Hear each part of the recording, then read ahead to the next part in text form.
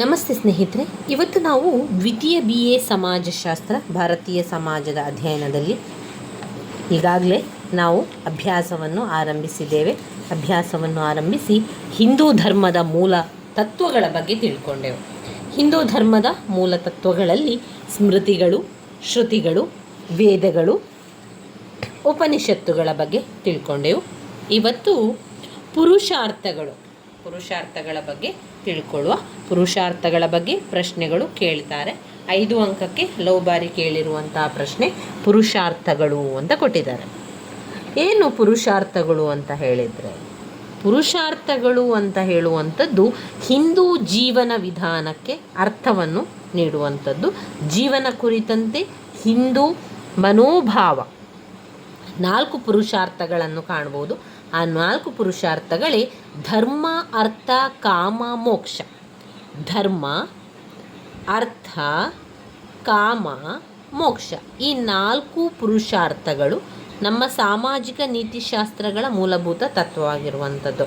ಈಗ ಪ್ರತಿಯೊಬ್ಬ ಹಿಂದುವಿನ ಜೀವನದಲ್ಲೂ ಕೂಡ ಈ 4 ಪುರುಷಾರ್ಥಗಳಿಂದ ಜೀವನ ನಿರ್ದೇಶಿಸಲ್ಪಟ್ಟಿರ್ತದೆ. ಅವನ ಒಂದು ವ್ಯಕ್ತಿತ್ವದ ಬೆಳವಣಿಗೆಯ ಹಂತದಲ್ಲಿ ಕೂಡ ಅದು ಅವನಿಗೆ ಸಹಾಯವನ್ನು ಮಾಡುವಂಥದ್ದು. ಜೀವನದ ಉದ್ದೇಶಗಳು ಪುರುಷಾರ್ಥಗಳ ಅರ್ಥವಾಗಿದೆ. 4 ಪುರುಷಾರ್ಥಗಳು ಇವೆ. ಅದರಲ್ಲಿ ಧರ್ಮ, ಅರ್ಥ, ಕಾಮ, ಮೋಕ್ಷದ ಬಗ್ಗೆ ತಿಳ್ಕೊಳ್ಳೋಣ. ಧರ್ಮ ಎಂದರೇನು? ನಮ್ಮ ದಿನನಿತ್ಯ ಜೀವನದಲ್ಲಿ ನಡತೆಯ ಸಂಹಿತೆಯನ್ನು ಧರ್ಮವು ಹೇಳಿದೆ ಅಂತ ಕೊಟ್ಟಿದ್ದಾರೆ. ಧರ್ಮ ಅನ್ನುವ ಪದ ದೃ ಎನ್ನುವ ಪದದಿಂದ ಉತ್ಪತ್ತಿಯಾಗಿರುವಂಥದ್ದು. ಅದು ಒಟ್ಟಿಗೆ ಹಿಡಿದಿಟ್ಟುಕೋ ಎನ್ನುವಂತಹ ಅರ್ಥ. ದೃ ಎನ್ನುವಂತಹ ಪದ ಒಟ್ಟಿಗೆ ಹಿಡಿದಿಟ್ಟುಕೋ. ಧರ್ಮವು ಸಮಾಜವನ್ನು ಸಂರಕ್ಷಿಸುತ್ತದೆ. ಹಾಗೆಯೇ ಅದನ್ನು ಸುಸ್ಥಿರವಾಗಿಡುವಂತೆ ಮಾಡುವುದು ಕೂಡ ಈ ಧರ್ಮ. ಧರ್ಮವು ನಮ್ಮ ಸಮಾಜದ ಸ್ಥಿರತೆಯನ್ನು ಕಾಪಾಡಿಕೊಂಡು ಬರ್ತದೆ. ಹೇಗೆ ಧರ್ಮವು ಸಮಾಜವನ್ನು ಒಟ್ಟಿಗೆ ಹಿಡಿದಿಟ್ಟುಕೊಳ್ಳುತ್ತದೆಯೋ ಹಾಗೆಯೇ ಸಾಮಾಜಿಕ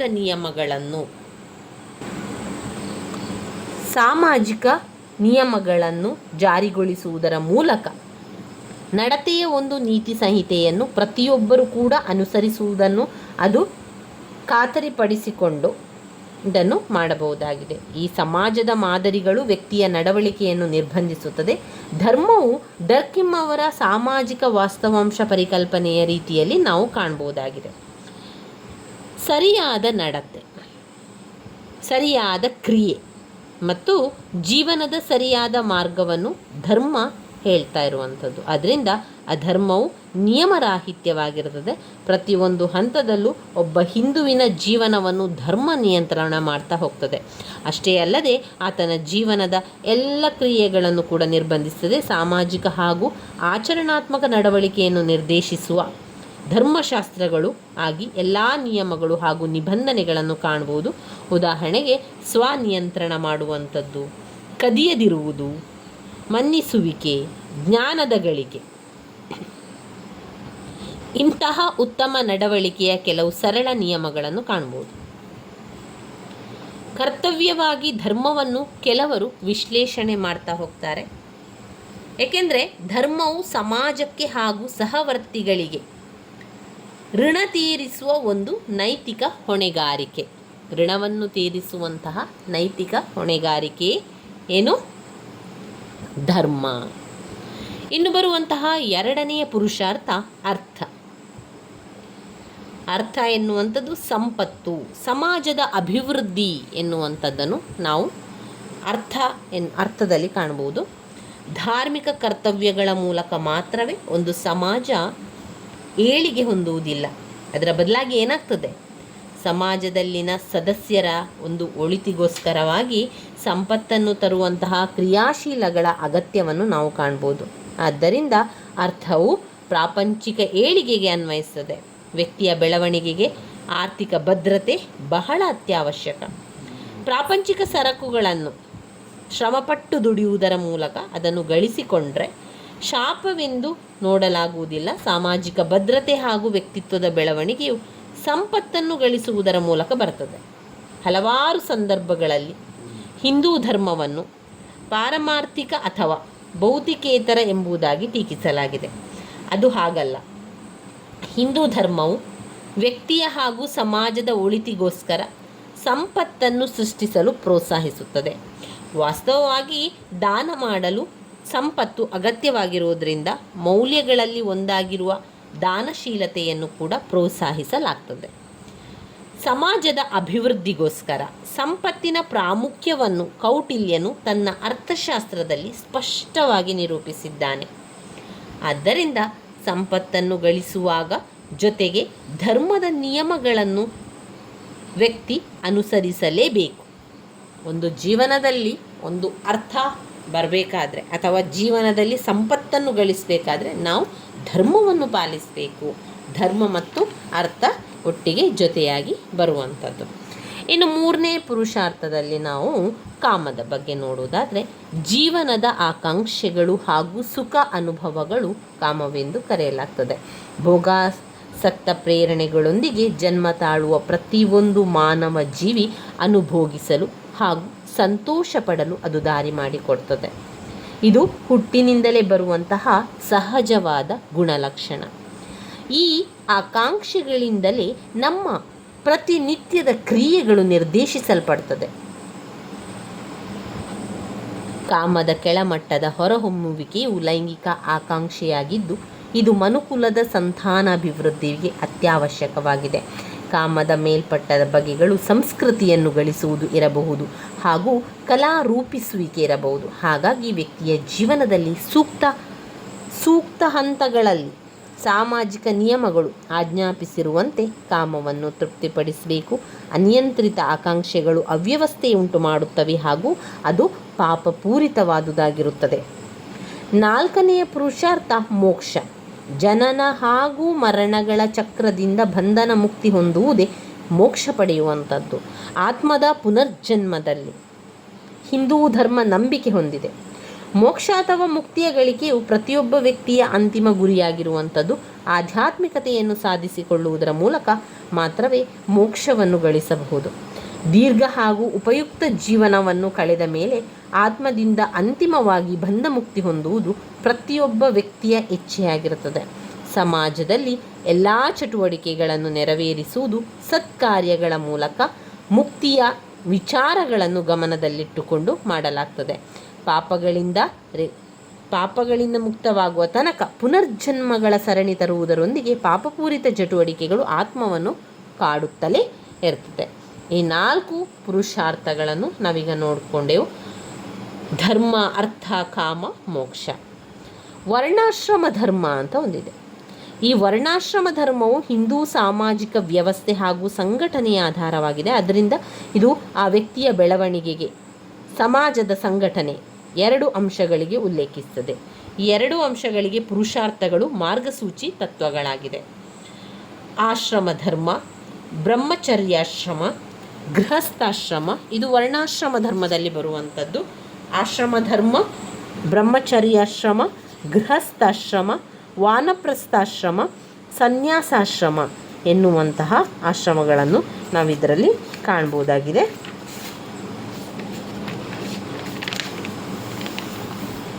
ವರ್ಣಾಶ್ರಮ ಧರ್ಮವು ಹಿಂದೂ ಸಾಮಾಜಿಕ ವ್ಯವಸ್ಥೆ ಹಾಗೂ ಸಂಘಟನೆಯ ಆಧಾರವಾಗಿದೆ. ಆದ್ದರಿಂದ ಇದು ಆ ವ್ಯಕ್ತಿಯ ಬೆಳವಣಿಗೆಗೆ, ಸಮಾಜದ ಸಂಘಟನೆಗೆ ನಾವು ಕಾಣ್ತಾ ಹೋಗ್ಬೋದು. ಅದರ ಒಂದು ಮಾರ್ಗಸೂಚಿಯ ಒಂದು ತತ್ವವಾಗಿರುವಂಥದ್ದನ್ನು ಕಾಣ್ಬೋದು. ಮೊದಲನೇದಾಗಿ ಆಶ್ರಮ ಧರ್ಮ. ಈ ಆಶ್ರಮ ಧರ್ಮದಲ್ಲಿ ಬ್ರಹ್ಮಚರ್ಯಾಶ್ರಮ, ಗೃಹಸ್ಥಾಶ್ರಮ, ವಾನಪ್ರಸ್ಥಾಶ್ರಮ, ಸನ್ಯಾಸ ಆಶ್ರಮಗಳ ಎಂಬ 4 ಹಂತಗಳನ್ನು ನಾವು ಕಾಣ್ಬೋದು. ಆಶ್ರಮ ಧರ್ಮದಲ್ಲಿ ನಾವು ಈ ಒಂದು ಪಾಯಿಂಟ್ಸ್ಗಳನ್ನು ಕಾಡುವಂಥದ್ದು. ಆಶ್ರಮ ಧರ್ಮದ ಒಳಗಡೆ ಬ್ರಹ್ಮಚರ್ಯಾಶ್ರಮ, ಗೃಹಸ್ಥಾಶ್ರಮ, ವಾನಪ್ರಸ್ಥಾಶ್ರಮ, ಸನ್ಯಾಸಾಶ್ರಮ ಎನ್ನುವ 4 ಹಂತಗಳನ್ನು ಕಾಣ್ಬೋದು. ವರ್ಣಾಶ್ರಮ ಧರ್ಮದಲ್ಲಿ ಮೊದಲನೆಯದು ಆಶ್ರಮ ಧರ್ಮ. ಆಶ್ರಮ ಧರ್ಮವು ವ್ಯಕ್ತಿಯ ಜೀವನದ ಬಗೆಗೆ ಕಳಕಳಿ ಹೊಂದಿರುವ ಹಿಂದೂ ಸಾಮಾಜಿಕ ವ್ಯವಸ್ಥೆಗೆ ಅನ್ವಯಿಸ್ತದೆ. ಆಶ್ರಮ ಧರ್ಮವು ಜೀವನದ 4 ಹಂತಗಳನ್ನು ಒಳಗೊಂಡಿದ್ದು, ಆ ಮೂಲಕ ವ್ಯಕ್ತಿಯು ತನ್ನ ಜೀವಮಾನವನ್ನು ಕಳೆಯುತ್ತಾನೆ. ಆಶ್ರಮ ಪದದ ಸಂಸ್ಕೃತ ಮೂಲ ಶ್ರಮದಿಂದ ಬಂದಿದ್ದು. ಪ್ರಯತ್ನಿಸು ಅಥವಾ ಪ್ರಯತ್ನದ ಮೂಲಕ ಸಾಧಿಸುವುದಕ್ಕೆ ಎನ್ನುವ ಅರ್ಥವನ್ನು ನೀಡಿದರೆ, ಒಂದು ವಿಶ್ರಾಂತಿ ಸ್ಥಳ ಅಥವಾ ಒಂದು ಸನ್ಯಾಸಿಯ ಮಠಕ್ಕೆ ಆಶ್ರಮ ಎಂಬ ಪದ ಆಹ್ವಾನಿಸಿ ಸಾಮಾನ್ಯವಾಗಿ ಬಳಸುವಂಥದ್ದು. ಹೀಗೆ ಸಮಾಜದಲ್ಲಿನ ಜೀವನದ ವಿವಿಧ ಹಂತಗಳಲ್ಲಿ ಸಾಮಾಜಿಕ ಸಂಘಟನೆಯ ಒಳಗಡೆ ವ್ಯಕ್ತಿ ಜನನದಿಂದ ಮರಣದವರೆಗೆ ಯುಕ್ತ ಕಾರ್ಯಗಳನ್ನು ಹಾಗೂ ಯುಕ್ತ ಬಾಧ್ಯತೆಗಳನ್ನು ನೆರವೇರಿಸುವುದರ ಮೂಲಕ ವಿವೇಚನೆ ಅಥವಾ ಮೋಕ್ಷ ಸಾಧಿಸಲು ಪ್ರಯತ್ನಿಸಬಹುದು. ಬ್ರಹ್ಮಚರ್ಯ, ಗೃಹಸ್ಥಾಶ್ರಮ, ವಾನಪ್ರಸ್ಥಾಶ್ರಮ, ಸನ್ಯಾಸಾಶ್ರಮ ಒಳಗೊಂಡಂತೆ ಅಲ್ಲಿ 4 ಹಂತಗಳು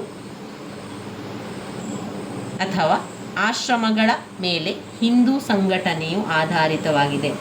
4 ಆಶ್ರಮಗಳ ಪ್ರತಿಯೊಂದರಲ್ಲೂ ಕೂಡ ವ್ಯಕ್ತಿ ಯುಕ್ತ ಕಾರ್ಯಗಳನ್ನು ನೆರವೇರಿಸುವುದನ್ನು ನಿರೀಕ್ಷಿಸಲಾಗಿದ್ದು, ಅದರಲ್ಲಿ ಆಶ್ರಮದ ಮುಂದಿನ ಹಂತಗಳಿಗೆ ಮುಂದುವರಿಯುವ ಮೊದಲು ಸಮಾಜವು ವ್ಯಕ್ತಿಗೆ ತರಬೇತಿಯನ್ನು ಕೊಡ್ತದೆ. ಹೀಗಾಗಿ ವ್ಯಕ್ತಿಯ ಜೀವನದ ಪಯಣದಲ್ಲಿ ಪ್ರತಿಯೊಂದು ಆಶ್ರಮವು ಒಂದು ಹಂತವಾಗಿದ್ದು ವ್ಯಕ್ತಿಯ ವ್ಯಕ್ತಿತ್ವವನ್ನು ಅಭಿವೃದ್ಧಿಪಡಿಸುತ್ತದೆ.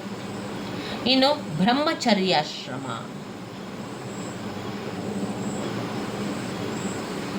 ಬ್ರಹ್ಮಚರ್ಯಾಶ್ರಮದಲ್ಲಿ ಒಂದು ರೀತಿಯ ಉಪನಯನ ಆಚರಣೆಗಳನ್ನು ಕಾಣಬಹುದು. ಒಂದು ಹಿಂದುವಿನ ಜೀವನದಲ್ಲಿನ ಮೊದಲ ಹಂತವೆಂದರೆ ವಿದ್ಯಾರ್ಥಿಯ ಜೀವನದ ಹಂತ. ಈ ಹಂತದಲ್ಲಿ ವಿದ್ಯಾರ್ಥಿ ಆರ್ಯ ಪುರುಷ ಒಬ್ಬ ಗುರುವಿನ ಮೂಲಕ ಜ್ಞಾನವನ್ನು ಸಂಪಾದಿಸುತ್ತಾನೆ. ಈ ಗುರು ಜ್ಞಾನವನ್ನು ನೀಡುವುದು ಮಾತ್ರವಲ್ಲದೆ ವಿದ್ಯಾರ್ಥಿಗೆ ಸಮಾಜದಲ್ಲಿ ಯುಕ್ತ ದಾರಿಯನ್ನು ತೋರಿಸಲು ಹಾಗೂ ವ್ಯವಸ್ಥೆಗೆ ಒಬ್ಬ ಸೂಕ್ತ ವ್ಯಕ್ತಿಯನ್ನಾಗಿಸಲು ಆತನ ವ್ಯಕ್ತಿತ್ವವನ್ನು ಮತ್ತು ಗುಣವನ್ನು ರೂಪಿಸುತ್ತಾನೆ. ಶಿಸ್ತು ಹಾಗೂ ಕರ್ತವ್ಯದ ಜೊತೆಗೆ ಬ್ರಹ್ಮಚರ್ಯ ಪಾಲನೆ ಕುರಿತಂತೆ ಕಠಿಣವಾದ ಒತ್ತನ್ನು ಹಾಗೂ ಒಳ್ಳೆಯ ನಡತೆಯನ್ನು ಬ್ರಹ್ಮಚಾರಿ ಅಥವಾ ವಿದ್ಯಾರ್ಥಿಯಿಂದ ನಿರೀಕ್ಷಿಸಲಾಗುತ್ತದೆ. ಬ್ರಹ್ಮಚರ್ಯಾಶ್ರಮ ಇದು 5 ಅಂಕಕ್ಕೆ ಕೇಳಿರುವಂತಹ ಪ್ರಶ್ನೆ. ಉಪನಯನ ಆಚರಣೆಯೊಂದಿಗೆ ಅಥವಾ ಯುವ ವಿದ್ಯಾರ್ಥಿಗೆ ಪವಿತ್ರ ಗಾಯತ್ರಿ ಮಂತ್ರವನ್ನು ಅದನ್ನು ಹೇಳಿಕೊಟ್ಟು ಜನಿವಾರವನ್ನು ತೊಡಿಸಿದಾಗ ಈ ಹಂತ ಪ್ರಾರಂಭವಾಗುವಂಥದ್ದು. ಗುರುವಿನ ಬೇಕು ಬೇಡಗಳನ್ನು ನೋಡಿಕೊಳ್ಳುವ ಜವಾಬ್ದಾರಿಯನ್ನು ವಿದ್ಯಾರ್ಥಿಗೆ ವಹಿಸಲಾಗುತ್ತದೆ. ಈ ಅವಧಿಯಲ್ಲಿ ವಿದ್ಯಾರ್ಥಿಯು ಗುರುವಿನ ಮನೆಯಲ್ಲಿ ವಾಸ ಮಾಡಬೇಕು. ಇಲ್ಲಿ ತನ್ನ ತಂದೆಯ ಸಂಪತ್ತು ಅಥವಾ ಸಾಮಾಜಿಕ ಅಂತಸ್ತು ಯಾವುದೇ ಏನೇ ಇರಲಿ, ಗುರುವಿನ ಎಲ್ಲ ಇತರ ವಿದ್ಯಾರ್ಥಿಗಳ ಜೊತೆ ಸಮಾನವಾಗಿ ವಿದ್ಯಾರ್ಥಿಯನ್ನು ನೋಡಿಕೊಳ್ಳಲಾಗ್ತದೆ. ಇಲ್ಲಿ ವಿದ್ಯಾರ್ಥಿಗಳು ವೇದಗಳು, ಸನಾತನ ಗ್ರಂಥಗಳನ್ನು ಅಧ್ಯಯನ ಮಾಡುವುದು ಮಾತ್ರವಲ್ಲದೆ ಸುಲಲಿತ ಕುಟುಂಬ ನಿರ್ವಹಣೆಗೆ ಅಗತ್ಯಗಳಾಗಿರುವಂತಹ ಬಾವಿಯಿಂದ ನೀರು ತರುವುದು, ಕಾಡಿನಿಂದ ಕಟ್ಟಿಗೆ ತರುವಂತಹ ಕೃತ್ಯಗಳನ್ನು ನೆರವೇರಿಸಬೇಕು. ವಿದ್ಯಾರ್ಥಿ ಜೀವನ ದಿನಗಳಲ್ಲಿ ಬ್ರಹ್ಮಚರ್ಯಗಳ ನಡುವೆ ದೀರ್ಘಕಾಲದ ಸ್ನೇಹತ್ವ ರೂಪುಗೊಳ್ಳುತ್ತದೆ. ಮಹಾಭಾರತದಲ್ಲಿ ಉಲ್ಲೇಖಿಸಿರುವಂತೆ ಕಡುಬಡ ಬ್ರಾಹ್ಮಣನಾದ ಸುಧಾಮ, ರಾಜನಾದ ಕೃಷ್ಣ ಜೀವನ ಪೂರ್ತಿ ಅವರು ಸ್ನೇಹಿತರಾಗಿದ್ದರು. ಚಂಚಲತೆಯಿಂದ ವಿದ್ಯಾರ್ಥಿಗಳನ್ನು ಮುಕ್ತಗೊಳಿಸಿಕೊಂಡಿರಲು ಗ್ರಾಮ ಅಥವಾ ನಗರಗಳಿಂದ ದೂರದಲ್ಲಿನ ಕಾನನದಂಚಿನಲ್ಲಿ ಹಲವಾರು ಗುರುಕುಲಗಳು ನೆಲೆಗೊಂಡವು. ಅಧ್ಯಯನದ 16 ವರ್ಷಗಳ ನಂತರ ಸಾಮಾನ್ಯವಾಗಿ ಈ ಹಂತ ಕೊನೆಗೊಳ್ತಾ ಇತ್ತು.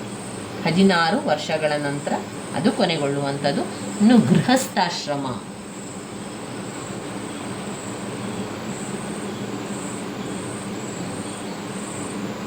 ತನ್ನ ಅಧ್ಯಯನವನ್ನು ಪೂರ್ಣಗೊಳಿಸಿದ ನಂತರ ವಯಸ್ಕ ಜೀವನದ ಹೊಸ್ತಿನಲ್ಲಿ ಒಬ್ಬ ವಿದ್ಯಾರ್ಥಿ ಇರ್ತಾನೆ. ಈ ಹಂತದಲ್ಲಿ ವಿದ್ಯಾರ್ಥಿ ವಿವಾಹವಾಗುತ್ತಾನೆ ಹಾಗೂ ಗೃಹಸ್ಥನಾಗಿ ತನ್ನ ಕರ್ತವ್ಯಗಳನ್ನು ಹಾಗೂ ಹೊಣೆಗಾರಿಕೆಗಳನ್ನು ಮಾಡುತ್ತಾನೆ. ಸಮಾಜದ ವಯಸ್ಕ ಸದಸ್ಯರಾಗಿ ಕುಟುಂಬವನ್ನು ಪರಿಪೂರ್ಣ ಮಾಡಲಿಕ್ಕೆ ಅವನು ಮಕ್ಕಳನ್ನು ಪಡೆಯುತ್ತಾನೆ. ತನ್ನ ಕುಟುಂಬ ಹಾಗೂ ಸಂತತಿಯನ್ನು ಮುಂದುವರಿಸುವುದು ಗೃಹಸ್ಥನ ಕರ್ತವ್ಯವಾಗಿರುತ್ತದೆ. ಪ್ರಾಮಾಣಿಕ ಮಾರ್ಗಗಳ ಮೂಲಕ ಹಣ, ಸಂಪತ್ತು ಸಂಪಾದಿಸಲಿಕ್ಕೆ ಗೃಹಸ್ಥನು ಒಂದು ವೃತ್ತಿಯನ್ನು ಕೈಗೊಳ್ತಾನೆ. ಈ ರೀತಿಯಾಗಿ ಗೃಹಸ್ಥಾಶ್ರಮದಲ್ಲಿ ಪಾಶ್ಚಾತ್ಯ ಸಮಾಜದಂತಲ್ಲದೆ ವಿವಾಹ ಕೂಡ ಒಂದು ಒಪ್ಪಂದವಾಗಿ ಕಂಡುಬರುತ್ತದೆ. ಬದಲಿಗೆ ಇದು ಪವಿತ್ರ ಬಂಧನವಾಗಿದೆ. ಆದ್ದರಿಂದ ವಿಚ್ಛೇದನದ ಮೂಲಕ ವಿವಾಹವನ್ನು ಕೊನೆಗಾಣಿಸುವ ಪರಿಕಲ್ಪನೆಯನ್ನು ಎನ್ನಿಸಲಾಗದು. ವಿವಾಹ ಸಂಸ್ಥೆಯು ಪವಿತ್ರವಾಗಿದ್ದು ಅದರಲ್ಲಿ ಧಾರ್ಮಿಕ ಕ್ರಿಯಾವಿಧಿಗಳ ಮೂಲಕ ದಂಪತಿಗಳು ಜೀವನ ಸಾಗಿಸುವುದಲ್ಲದೆ ಕ್ರಿಯಾವಿಧಿಗಳು ಒಟ್ಟಿಗೆ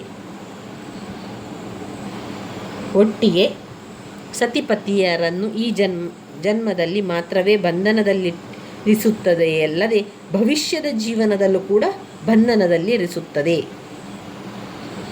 ಕುಟುಂಬದಲ್ಲಿ ಪತಿಗಿರುವ ಅಂತಸ್ತನೇ ಸತಿ ನೀಡಲಾಗಿದ್ದು, ಅರ್ಧಾಂಗಿನಿ ಅಥವಾ ಪತಿಯ ಅರ್ಧ ಭಾಗವೆಂದು ಸತಿಯನ್ನು ಕರೆಯಲಾಗ್ತದೆ. ಈ ಕಾರಣದಿಂದಾಗಿಯೇ ಧಾರ್ಮಿಕ ಆಚರಣೆಗಳು, ಯಾಗಗಳನ್ನು ನೆರವೇರಿಸುವಂತಹ ಸಮಯದಲ್ಲಿ ಸತಿಯ ಇರುವಿಕೆ ಪೂರ್ಣ ಪ್ರಮಾಣದಲ್ಲಿ ಅತ್ಯವಶ್ಯಕವಾಗಿತ್ತು.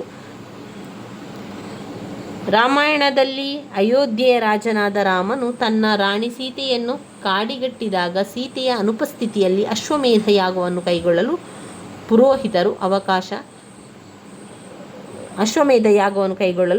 ಅವಕಾಶ ನೀಡಲಿಲ್ಲ ಎಂದು ಹೇಳಲಾಗಿದೆ.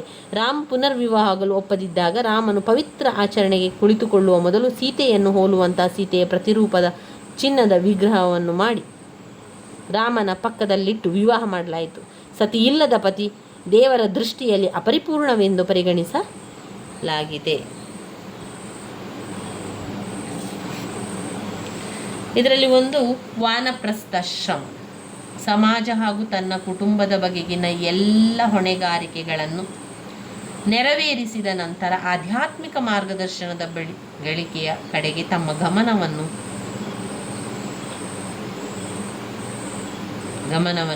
ಹರಿಸಬೇಕು. ತನ್ನ ಕರ್ತವ್ಯಗಳನ್ನು ಮಾಡಿರುವನೆಂಬ ತೃಪ್ತಿ ಹಾಗೂ ಸಂತೋಷದ ಹಂತ ಇದಾಗಿದೆ. ಈ ಹಂತವನ್ನು ತಲುಪಿದ ಮೇಲೆ ಗೃಹಸ್ಥನು ತನ್ನ ಸಂಸ್ಕೃತಿಯ ಸ್ವಲ್ಪ ಭಾಗವನ್ನು ದಾನವಾಗಿ ನೀಡಬೇಕು ಹಾಗೂ ಆಶ್ರಮದಲ್ಲಿ ತನ್ನ ಪತ್ನಿ ಜೊತೆಗೂಡಿ ವಾಸಿಸಲು ಸಮಾಜದಿಂದ ಬಿಡುಗಡೆ ಹೊಂದಲು ಉಳಿದಿರುವ ಸಂಪತ್ತು ಮತ್ತು ಸೊತ್ತನ್ನು ತನ್ನ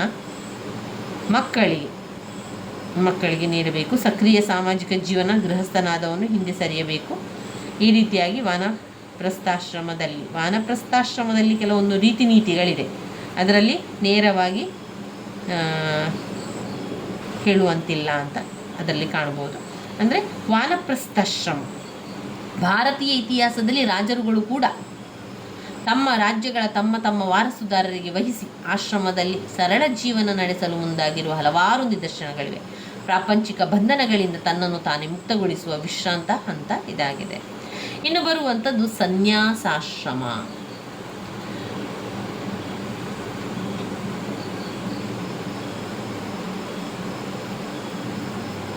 ಸನ್ಯಾಸಾಶ್ರಮದಲ್ಲಿ ಯಾವುದನ್ನು ನೋಡ್ಬೋದು, ಅಲ್ಲಿ ಸನ್ಯಾಸಿಯಾಗಿರುವಂಥದ್ದು ಒಬ್ಬ ಹಿಂದುವಿನ ಜೀವನದಲ್ಲಿ ಈ ಹಂತ ಕಡೆಯ ಹಂತ ಆಗಿರ್ತದೆ. ಇದು ಕೊನೆಯ ಹಂತವಾಗಿದ್ದು, ಇಲ್ಲಿ ವ್ಯಕ್ತಿ ಎಲ್ಲವನ್ನು ತ್ಯಜಿಸಿದಾಗ ಅಲೆದಾಡುವ ಒಬ್ಬ ಯುವತಿ ಅಥವಾ ಸನ್ಯಾಸಿಯಾಗಬಹುದು. ಈ ಹಂತದಲ್ಲಿ ತನ್ನೆಲ್ಲ ಹೊಣೆಗಾರಿಕೆ ಕರ್ತವ್ಯವನ್ನು ಕೊನೆಗೊಳಿಸುತ್ತದೆ.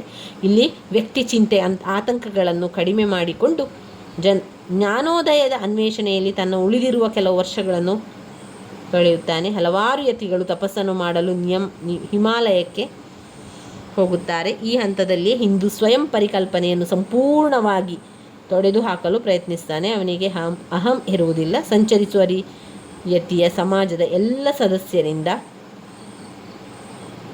ಹೆಚ್ಚಿನ ಮಟ್ಟದ ಗೌರವವನ್ನು ಸ್ವೀಕರಿಸುತ್ತಾನೆ.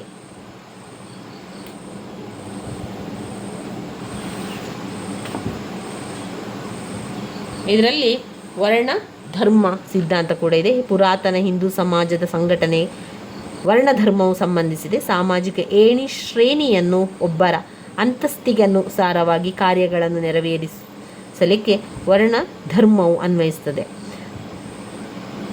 ಪುರಾತನ ಹಿಂದೂ ಸಮಾಜವು 4 ಪದರುಗಳ ವರ್ಗೀಕರಣವನ್ನು ಒಳಗೊಂಡಿರುವುದರಿಂದಾಗಿ ಇದನ್ನು ಚಾಥರ್ ವರ್ಣ ವ್ಯವಸ್ಥೆ ಎಂದು ಕರೆಯಲಾಗ್ತದೆ. ವರ್ಣ ವ್ಯವಸ್ಥೆಯು ಶ್ರಮ ವಿಭಜನೆಯ ಒಂದು ಬಗೆಯಾಗಿದ್ದು, ಯಾವುದೇ ಸಾಮಾಜಿಕ ಸಂಘಟನೆಗೆ ಶ್ರಮ ವಿಭಜನೆಯು ಮೂಲಭೂತವಾದುದಾಗಿರುವಂಥದ್ದು. ವರ್ಣ ವ್ಯವಸ್ಥೆಯು ಸ್ವಲ್ಪ ಮಟ್ಟಿಗೆ ನಮ್ಯತೆಯನ್ನು ಹೊಂದಿದೆ ನಂಬಲಾಗಿದೆ ಹಾಗೂ 1 ವರ್ಷದ ಸ್ಥಾನವನ್ನು ಒಬ್ಬ ವ್ಯಕ್ತಿಯ ಸಾಧನೆಗೆ ಅನುಸಾರವಾಗಿ ಪಡೆಯಬಹುದು. ಹೀಗಾಗಿ ಬೇಟೆಯಾಡುವ ಜಾತಿಯಲ್ಲಿ ಜನ್ಮ ತಾಳಿದ ವಿದ್ವಾಂಸರಾಗಿ ವಾಲ್ಮೀಕಿಯರು ಗೌರವಾನ್ವಿತ ದಾರ್ಶನಿಕರಾದರು. ಇನ್ನಿದರಲ್ಲಿ ಸಿದ್ಧಾಂತಗಳನ್ನು ಕಾಣ್ಬೋದು. ವರ್ಣ ಹಾಗೂ ಜಾತಿ ಸಮಾಜದಲ್ಲಿ ಜನ್ಮ ತಾಳುವಂಥ ಋಣ ದೇವಋಣ, ಗುರು ಅಥವಾ ಋಷಿಗಳ ಋಣ, ಪಿತೃ ಋಣ.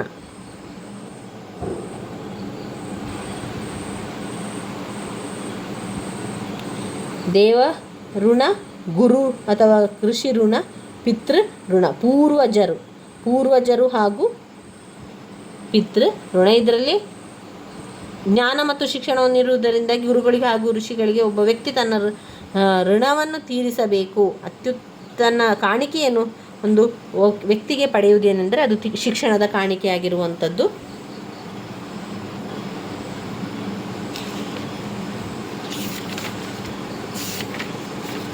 ಇನ್ನು ಬರುವಂಥದ್ದು ಘಟಕ 2 ಭಾರತೀಯ ಸಮಾಜದ ತಾತ್ವಿಕ ಆಧಾರ ಆಗಿರುವಂಥದ್ದು.